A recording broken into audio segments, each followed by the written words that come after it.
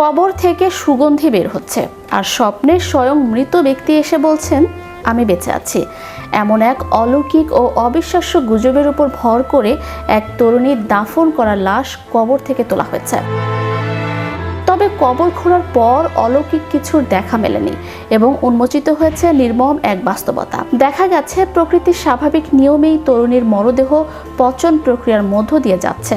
ঘটনাটি এলাকায় ব্যাপক চাঞ্চল্য এবং আলোড়ন সৃষ্টি করেছে। নিহত তরুণীর নাম মরিয়ম। তিনি কয়েক বছর ধরে চট্টগ্রামে একটি পোশাক কারখানায় কর্মরত ছিলেন। গত মে মাসের শেষের দিকে ঈদুল আজহার ছুটিতে ভোলার গ্রামের বাড়িতে আসেন তিনি। বাড়ি ফেরার পর হঠাৎ অসুস্থ হয়ে পড়লে গত 28 মে ভোরে তিনি শেষ নিঃশ্বাস ত্যাগ করেন। ওই দিনেই পারিবারিকভাবে তাকে স্থানীয় কবরস্থানে দাফন করা হয়। দাফন সম্পন্ন হওয়ার কিছুদিন পর থেকে এলাকা জুড়ে এক অদ্ভুত গুজব ছড়িয়ে পড়ে। মরিয়মের কবর থেকে অলৌকিক সুগন্ধি বের হচ্ছে এমন গুঞ্জন রটতে থাকে লোকমুখে। এরই মধ্যে মরিয়মের পরিবারের কয়েকজন সদস্য দাবি করেন তারা স্বপ্নে মরিয়মকে জীবিত দেখেছেন এবং তিনি বেঁচে আছেন বলে তাদের জানিয়েছেন। সুগন্ধির গুঞ্জন আর স্বপ্নের এই মেলবন্ধনে পরিবারের মনে তীব্র সন্দেহের দানা বাঁধে। বিষয়টি নিয়ে এলাকায় উত্তেজনা ও আলোচনা বাড়তে থাকলে মরিয়মের পরিবার স্থানীয় আলেম ও ধর্মীয় বোদ্ধাদের শরণাপন্ন হন। আলেমরা দ্ব্যর্থহীন ভাষায় জানান, ইসলাম ধর্মে বা বাস্তবে এ ধরনের ধারণার কোনো বৈজ্ঞানিক বা ধর্মীয় ভিত্তি নেই।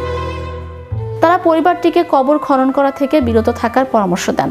ধর্মীয় দৃষ্টিকোণ থেকে এ ধরনের অলৌকিক দাবি সম্পূর্ণ ভিত্তিহীন। স্বপ্নের উপর ভিত্তি করে কবর খনন করা শরীয়তসম্মত নয়। কবর খনন সম্পন্ন হওয়ার পর সেখানে উপস্থিত সবার চোখ খুলে যায়। কোনো সুগন্ধি কিংবা জীবিত মানুষের অস্তিত্ব তো দূরের কথা, দেখা যায় মরিয়মের মরদেহটি স্বাভাবিক নিয়মেই পচন প্রক্রিয়ার মধ্য দিয়ে যাচ্ছে। বাতাসে কোনো সুবাস ছিল না, বরং দাফনের এতদিন পর একটি লাশের যে স্বাভাবিক রূপ থাকার কথা সেটাই দৃশ্যমান হয়। এর মাধ্যমে মরিয়ম জীবিত থাকার সমস্ত অলৌকিক দাবি ও সুগন্ধির গুজব মুহূর্তেই মিথ্যা প্রমাণিত হয়।